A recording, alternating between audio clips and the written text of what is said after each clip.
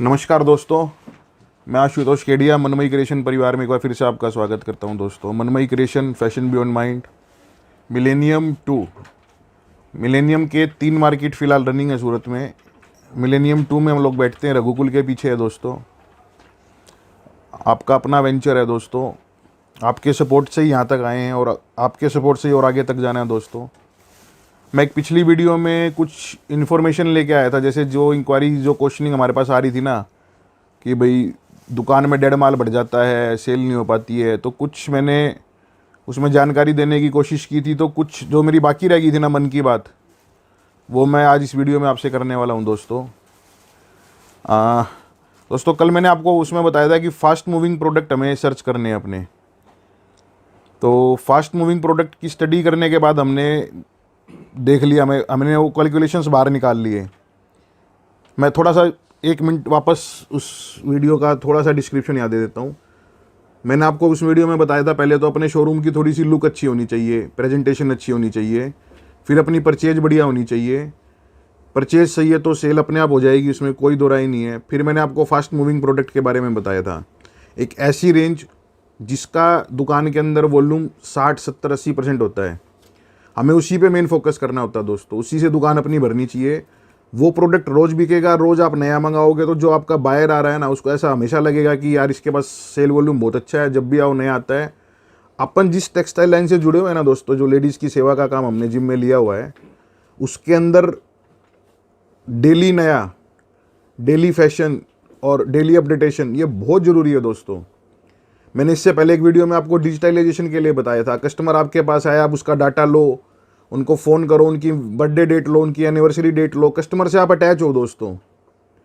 उनके बर्थडे पे आप उसको फ़ोन करो, विश करो। अपनी दुकान में आप जैसे करवा चौथ से 10 दिन पहले, 20 दिन पहले आप एक लगा दो, भाई जो 5,000 की साड़ी लेगा उसको मेहंदी फ्री लगाएंगे हम, या 4,000 की मेहंदी लेगा उसको फ्री लगाएंगे। मेहंदी का डेट आप रखो करवा चौथ से 1 दिन पहले का, उसके हिसाब से आप मेहंदी वाले बुक कर दो।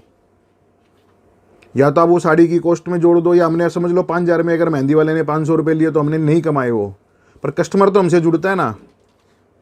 मान लो उस दिन आप टैटू का कुछ रख दो, मतलब वो आपको देखना है कि आप वहाँ आपका कैसा कल्चर है या आप क्या कर पाओगे। मान लो तो क्या कस्टमर को आपको क्या अलग दिखना है दोस्तों। आज आपके शहर में मान लो 200 रिटेलर हैं, क्यों कस्टमर आपके पास आए मान लो।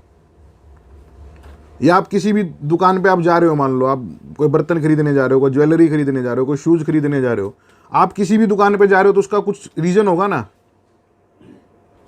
जैसे मान लो आपके फादर साहब किसी दुकान से चीज़ लेते थे और आज मान लो उन्होंने समय के साथ अपडेट नहीं किया, आपने दूसरी दुकान पकड़ी, वो क्यों पकड़ी, आपको वो रीज़न ढूंढना है। या हमारे दादा परदादा उस दुकान से लेते थे सामान, आज भी हम ले रहे हैं, तो हम आज क्यों ले रहे हैं, उसने क्या कर रखा है, वो उतना मेंटेन क्यों है, अपने को वो स्टडी भी करनी है। और वही स्टडी अपने को अपने बिजनेस में इंप्लीमेंटेशन करनी है दोस्तों। अब अपने को दोस्तों फास्ट मूविंग प्रोडक्ट अपना बाहर निकाल लेना है। अपन आगे शुरुआत करते हैं अभी। फास्ट मूविंग प्रोडक्ट बाहर निकालने के बाद अब उसमें अपने को 2 ही चीज़ की कमी है।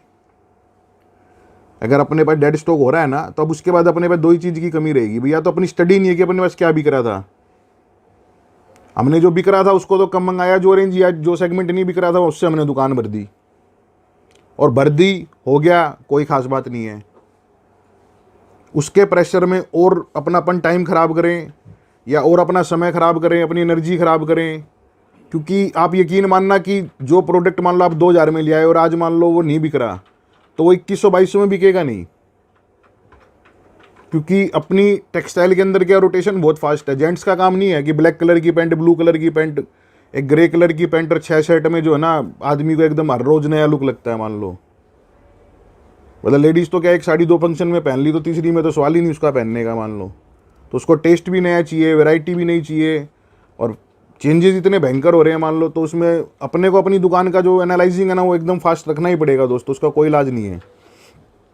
अब इसके अंदर 2 हैं। पहली बात तो अपने को अपनी स्टडी करनी है कि अपनी दुकान में फास्ट मूविंग प्रोडक्ट क्या है, उसको मेंटेन करना है। दूसरा, जो उस फास्ट मूविंग प्रोडक्ट्स के सप्लायर हैं, हमें उन सप्लायर्स में ये देखना है कि हमें कॉन्टीन्यूस नया टेस्ट कौन दे पा रहा है, कॉन्टीन्यूस नया सप्लाई कौन दे पा रहा है। अब उसमें दोनों बातें हम करते हैं। मतलब एक तो क्या होता है सप्लाई, जैसे आज आपने कपड़ा लिखवा दिया सूरत, हाँ जी 15 दिन के बाद आएगा, तो आप क्या करोगे। ठीक है, कभी कभार कुछ हो जाए मान लो कोई आइटम में, वो एक अलग बात होती है, पर आपको रूटीन में एक सप्लायर से ये रिप्लाई मिले तो फिर अपन अपनी दुकानदारी उस सप्लायर के चक्कर में थोड़ी खराब करेंगे। अपने को वहाँ सप्लायर चेंज करने की जरूरत हो जाएगी। एक क्रिएशन वाला सप्लायर होता है, मान लो जो सेगमेंट में रोज आपको नया क्रिएशन दे रहा है, उसको आपको पकड़ के रखना है, उसको आपको बोल के रखना है कि भैया आप पे जब भी 5-7 नए डिजाइन आ जाए आप हमें व्हाट्सअप करिएगा। तो वो जब भी व्हाट्सअप करे, हमें लगे अपनी टेस्ट का आइटम है इसमें, तो कुछ मान लो उसके 2-4 प्रोडक्ट जब तक आप पे ख़त्म हो चुके होंगे, 2-4 नए मिला के भाई ठीक है भैया ये छोटा पार्सल जो है ना मेरा लगा दो, या जैसी अपनी रिक्वायरमेंट है 2 पार्सल 4 पार्सल 10 पार्सल, भाई जैसी भी अपनी रिक्वायरमेंट है, तो अपन क्या नया पुराना मिल के, जैसे क्या जो कपड़ा कस्टमर अपने से रिपीट मांग रहा है, या कोई प्रोडक्ट ऐसा होता है वो खूब फास्ट बिकता है, तो कुछ वो रिपीट आ जाएगा, कुछ उस जैसा ही नया आ जाएगा, तो क्या एकदम अपना टेस्ट जो है ना भैया वो लाजवाब मेंटेन रहेगा।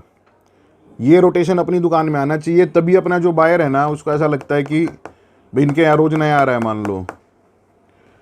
तो ये हो गया अपना, मतलब फास्ट मूविंग प्रोडक्ट अपने को बाहर निकालना है, उसके सप्लायर मेंटेन करने हैं, मतलब वो रेंज अपने को है ना, मतलब टूटनी नहीं चाहिए किसी भी तरीके से दुकान पे।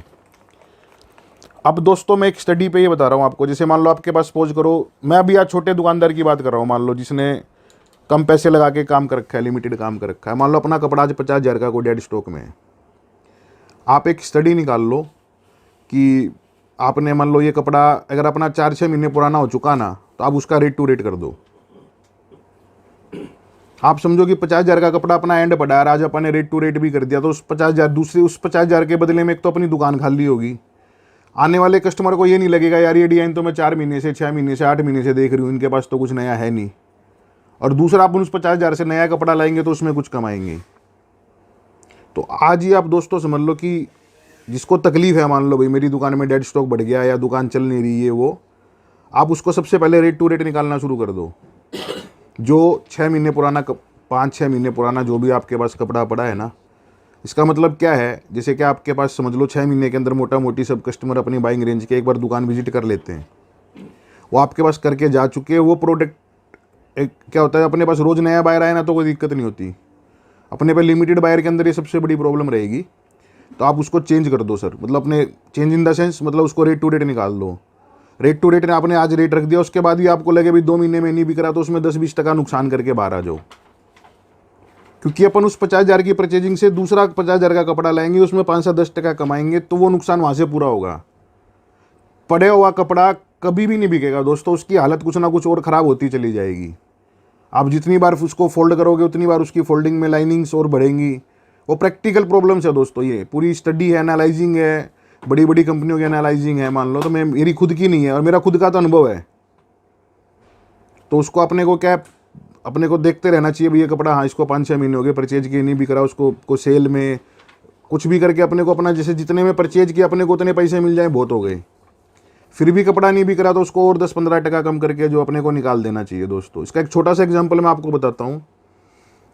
जैसे मान लो कोई बहुत बड़ा ब्रांड है और उसके रेट ऊंचे हैं, मान लो आपको उसका कपड़ा बेच के 15% मिलता है, और एक मीडियम ब्रांड है पर उसकी रेंज अच्छी है, प्रोडक्ट अच्छे हैं, उसका नाम उतना बड़ा नहीं है, तो उसके भी प्रॉफिट जेन्युइन है, उसका कपड़ा बेच के आपको मिलता है सपोज करो 15% की बजाय 10% मिलता है मान लो। तब दोस्तों 1 लाख का कपड़ा आप उसका लाए, 1 लाख का कपड़ा आप उसका लाए, आपने 1 लाख का कपड़ा उसका 1 साल में बेचा मान लो, क्यों धीरे बिकेगा। 1 साल का उसका कपड़ा बेच के आपने उसमें 15,000 रुपये कमाए, और जो 1 लाख रुपए का कपड़ा आप जेन्युइन वाले का लाए मान लो, मैं ये नहीं कहता कोई बढ़िया जेन्युइन नहीं होता, खाली एग्जांपल दे के आपको समझाने की कोशिश कर रहा हूँ कि अपने को जो क्वालिटी परचेज करेंगे अच्छे ब्रांड का माल लाएंगे, माल अपने आप बिकने वाला होना चाहिए, अपने मार्जिन एकदम जेन्युइन होने चाहिए उसके अंदर, कपड़े की क्वालिटी ऐसी होनी मतलब मैं दोस्तों शुरू से एक ही बात पे जोर देता हूँ कि अपने को किसी को खुद भी बढ़िया कपड़ा पहनना है और दूसरे को भी बढ़िया पहनाना है। जब हम खुद बढ़िया पहनते हैं तो दूसरे को कमज़ोर क्यों पहनाएंगे। जब आप इस माइंडसेट के साथ काम करोगे ना दोस्तों, यकीन मानना आपकी जो क्वालिटी, जो परचेजिंग क्वालिटी है ना, वो इतनी शानदार हो जाएगी।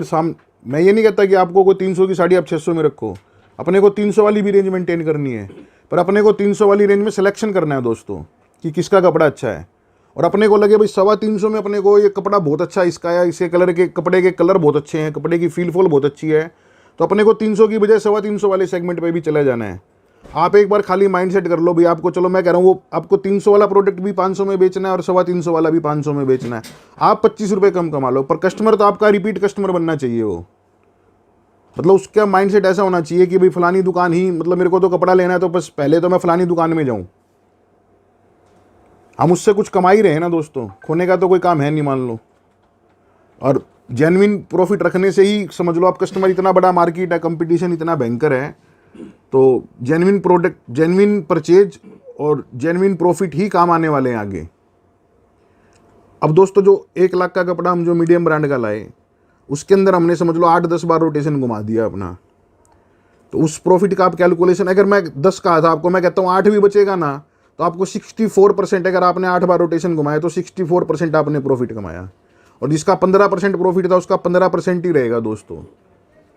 और सबसे मेन क्या, टर्नओवर चाहिए, आपका भी मन कैसे लगेगा दुकान में, और कस्टमर आएगा तो वो एक नहीं 2 चीज़ और लेके जाएगा साथ में दोस्तों।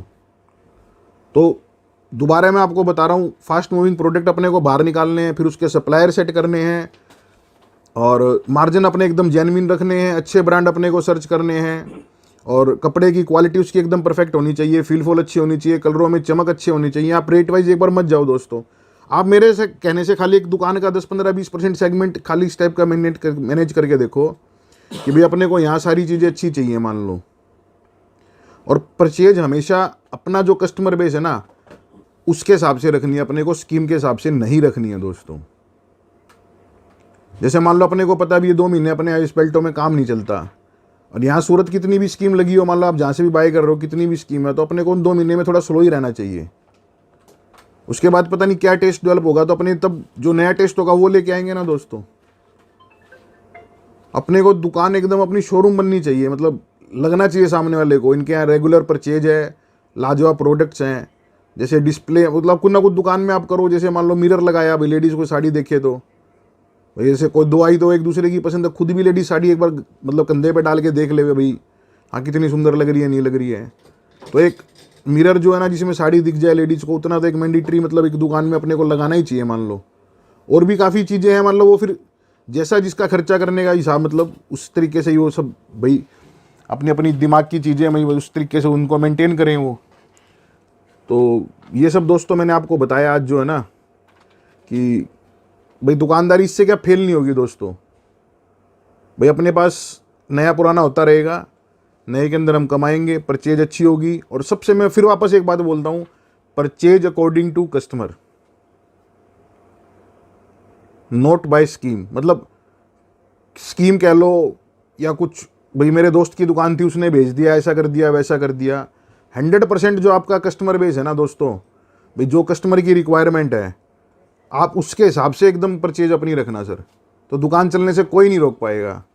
ईमानदारी, खुद पे विश्वास, ये 2 चीज़ें बहुत होती हैं, और मेहनत, ये सब क्या कहीं कुछ नहीं रुकेगा। कोई 2 महीने 4 महीने आगे पीछे दोस्तों सबका काम चलता है, सबसे ईमानदारी जुड़ी है। देखिए दोस्तों आज मैं फिर एक प्रोडक्ट भी आपसे डिस्कस कर लूँ।